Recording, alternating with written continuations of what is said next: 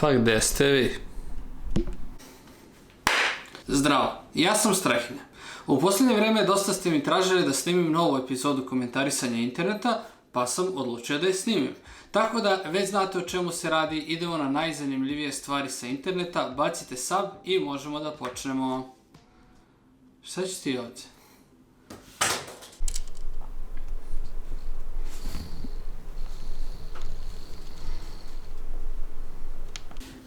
Ubiće me ćerka što sam im bacio igračku. No, možemo da počnemo. Da vidimo šta je to bilo najzanimljivije na internetu u minulom periodu. Nakon mog savršenog desktopa prelazimo na materijale. Pa da vidimo šta tu imamo. Za početak, s obzirom da je i dalje pandemija i dalje su mere predostrožnosti na snazi i tako dalje, možemo da vidimo da je u Newcastle, odnosno u Velikoj Britaniji, održan novi koncert, odnosno prvi koncert po novim pravilima, da budem precizan. Mnogi su ovo prokomentarisali kao užas, ali što se mene tiče, ovo je savršeno. Zaista mnogo više volim da mi niko ne dahće za vrat, nego da mi dahće za vrat. Tako da, što se mene tiče, mogu ovakvi koncerti nadalje. Druga stvar koju sam našao jeste da Kina planira da preuzme svet. To se odavno zna, međutim sada smo našli dokaz. I fear that war may be upon us.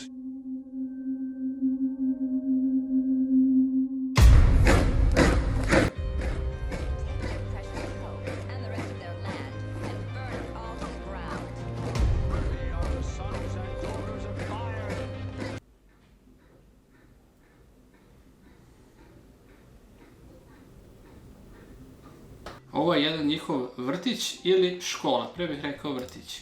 Spavaš li mirno od zemlje u košarke, a i planeto Zemlja. Sljedeća stvar desila se baš u mom gradu, u Kragujevcu.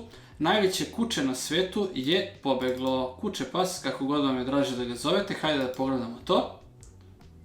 Bila je oluja i kao što vidite, kuće se odvezalo i pobeglo. Na lazaču sledi polomljena šoferka. Idemo dalje.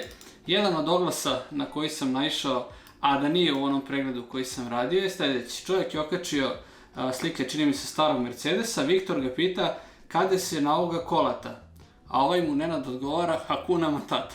Vladimir kaže, čovjek te pita gde se nalazi auto, a Nenad uzvraća, aha, Zrenjanin, ja reku zezome. Tako da, Hakuna Matata od sad pa nadalje. Idemo dalje, na internetu se pojavila slika jedne poznate javne ličnosti, nije Ceca u pitanju je sin Bobana Rajovića i kao što vidite, sin Bobana Rajovića čak i više liči nego sam Boban na sebe, samo što ima kosu, ali ne brini, neće to dugo da traje jer geni su čudo. Dalje idemo na Twitter, na Twitteru je Moody, to je nickname, prikazala šta je poručila, a šta je zapravo dobila kada je poručila hranu. U pitanju je bila ova slika, hamburger treba ovako da izgleda. Na kraju je stigao hamburger koji ovako izgleda. Kao što vidite, ja bih ovo nazvao kao one slike na početku veze i nakon 3 meseca veze. Idemo dalje, imamo jednu vest sa estrade, fenomenalna vest, nakon mnogo godina karijere, Ivana Jordan je uspjela da napravi prvi hit. Sad taj hit nema nikakve veze sa muzikom, prikazat ću ga ovdje. Kao što vidite, nakon ovoga je dobila mnogo novih pratilaca na Instagramu i konačno dospela u žižu javnosti. Čestitamo Ivana i želim ti iskreno da nastaviš u tom smeru. Dalje, pojavio se na internetu jedan snimak, pošto se nastavila Formula 1, čiji sam ja veliki fan. Pojavio se jedan snimak kako vozači vežbaju reflekse tik pred trku i pogledajmo ovaj snimak, jako interesantan. Eto, tako to izgleda, na izgled bazično, ali zapravo jako dobra vežba. Nemam neki cool komentar jer ovaj video je sam po sebi dovoljno cool. Dalje, konačno je otkriveno, ako ste se godinama pitali kao i ja zašto Snoopy ima onakav istaknut nos, ne ovakav nos, hvala Bogu, ali onaj istaknut nos kao da ga je crtalo neko dete, a ne profesionalni crtači. Evo, slučajno je otkrivena istina. Na slici je jedan pas rase Beagle i kao što vidite, njegova sjenka zapravo izgleda identično kao Snoopy, tako da razrešeno što je Snoopy crtan, tako i po mnogima razrešeno je koje je zapravo rase ovaj Snoopy. I za kraj sačuvao sam najbolji snimak koji sam pronašao na internetu. Ovaj snimak prikazuje u velikoj meri naš mentalitet i nešto što će vjerojatno svima nama biti zanimljivo. Jedna gospođica je prankovala svoju babu. Kad kažem prankovala, ne mislim na ove gluposti što rade na YouTube-u, nego stvarno nešto što je bilo jako interesantno. Predlažem da pogledamo snimak pa da ga potom prokomentarišemo. A vidi sin od moje drugarice kakav je. Vidi. Ruža. Ovo pričam s njom na videokolu. Rudečko, ju ne vidim čorava baba. Babina dućo, to si se nešto nalutio. Što si se nalutio?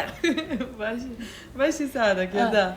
Pa nešto se nalutio, a hoće ti kaže nešto. A baš i sadak, jel da? Jeste.